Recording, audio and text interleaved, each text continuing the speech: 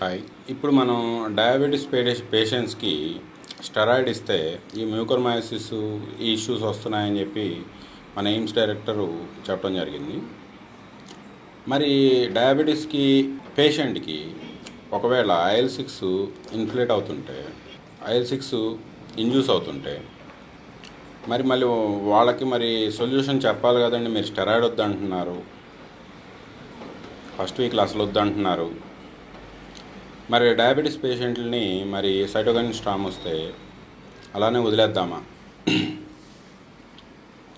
లేదు సార్, డాక్టర్లకి ఇచ్చే నేను స్టడీ చేసిన దాని ప్రకారం డాక్టర్లకి నా సజెషన్, మీరు స్టడీ చేయండి.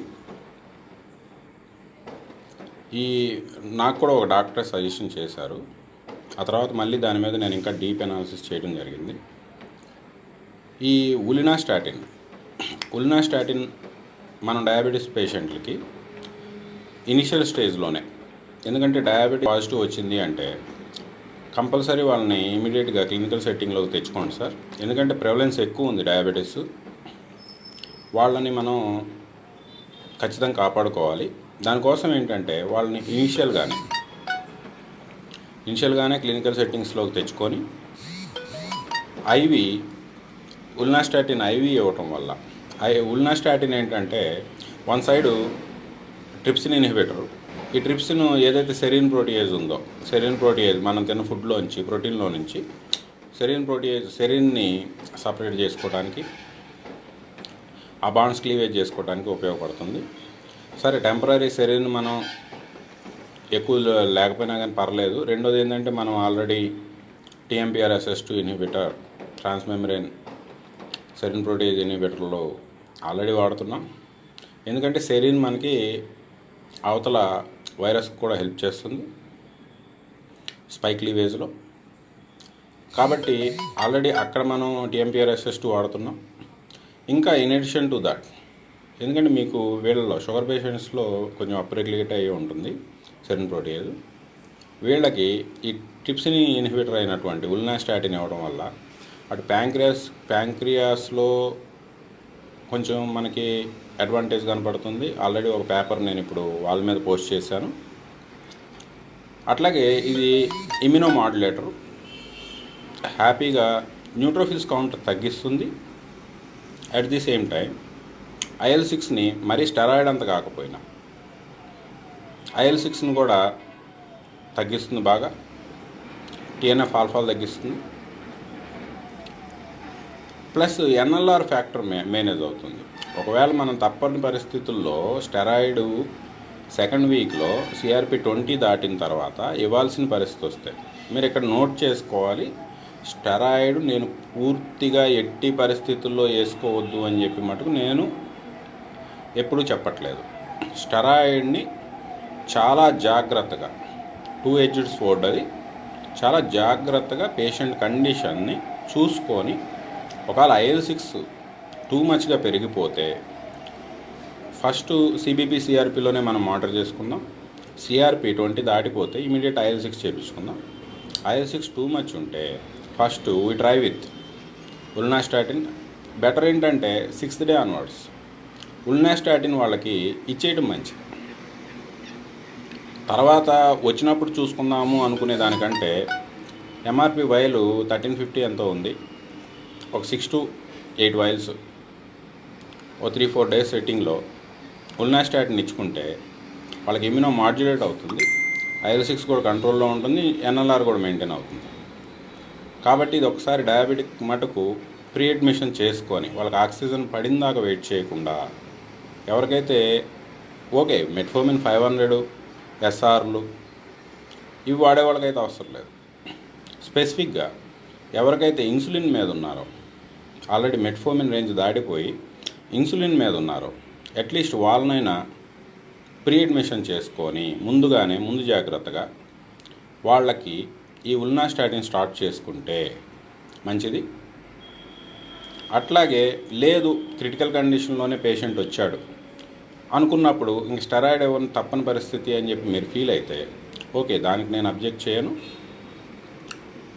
ఖచ్చితంగా అక్కడ మీరు స్టెరాయిడ్ వాడుకోవచ్చు, తప్పని పరిస్థితి. అది కూడా ఏంటంటే జనరల్లీ పేషెంట్స్ అంతా కూడా మీకు ఇప్పుడు సైటోకైన్ స్ట్రామ్లో రారు, L452లో రావు.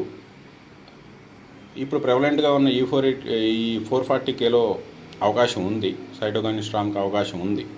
D614Gలో ఉంది, 440 కర్నూలు వేరియంట్, అది కర్నూలు మెడికల్ కాలేజ్లో ఐడెంటిఫై చేశారు. మేము లాస్ట్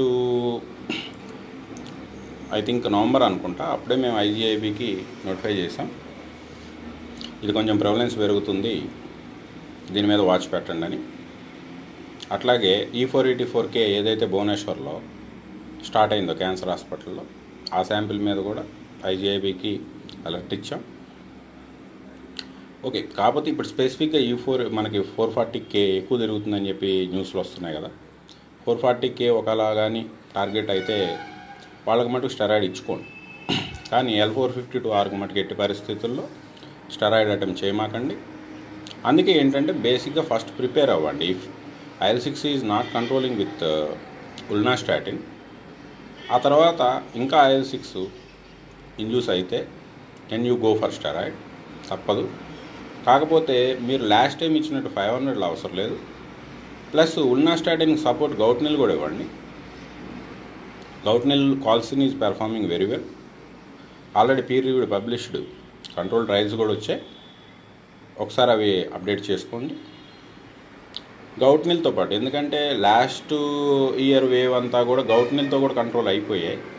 కాకపోతే ఇప్పుడు గౌట్నిల్ ఒక్క సపోర్టే సరిపోవట్లేదు, దానికి ఉల్నాస్టాటిన్ మాడ్యులేటర్ కూడా యాడ్ చేసుకోండి, మోస్ట్లీ కంట్రోల్ అయిపోద్ది. ఇంకా తప్పని పరిస్థితుల్లో 11th డే మరీ లంగ్ ఇన్వాల్వ్మెంట్ 70% వచ్చేస్తే మటుకు then you go for steroid. Support మటుకు ఉల్నాస్టాటిన్. ఇంకా మీకు పేషెంట్ ఒకవేళ క్రిటికల్గా వస్తే స్టెరాయిడ్ ఇవ్వండి, లో డోస్ ఇవ్వండి. హై డోస్ మరి పీక్ అంత ఓవర్గా IL-6లో అయితే రావట్లేదు. ఐ థింక్ 125-250 సరిపోద్ది అనుకుంటున్నా మ్యాక్సిమం. ప్లీజ్ మీరు ఏంటంటే ఫస్ట్ IL-6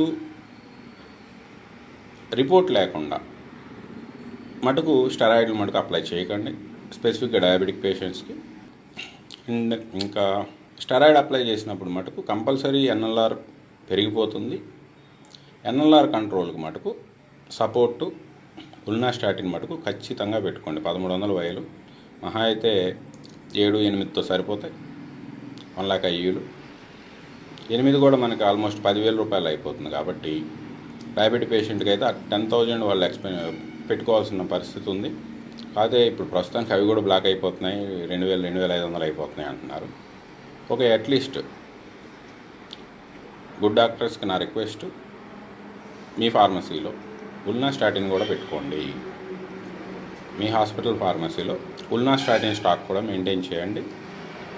డయాబెటిక్ మటుకు మోస్ట్లీ మెయింటైన్ విత్ గౌట్నిల్ అండ్ ఉల్నాస్టాటిన్. తప్పని పరిస్థితుల్లో ఈ సపోర్ట్తోనే డెక్సాకి వెళ్ళండి, లేదా మెథైల్బ్రేట్కి వెళ్ళండి, ఇబ్బంది లేదు. ఈ అడ్వైజ్ కూడా వాల్యుబుల్, షుగర్ పేషెంట్స్కి చాలా హెల్ప్ అవుతుంది. దయచేసి స్వీకరిస్తారని అనుకుంటున్నా. ఈ అప్డేటు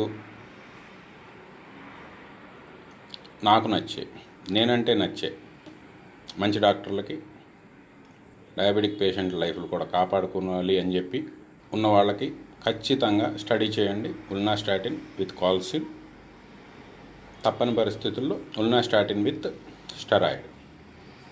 ఒకసారి ఇది అప్డేట్ అవ్వండి, ఎందుకంటే రీసెంట్గా పేపర్స్ బాగా వస్తున్నాయి వీటి మీద. ఖచ్చితంగా ఇది అప్డేట్ చేసుకుంటారని చెప్పి భావిస్తున్నాను. Thank you.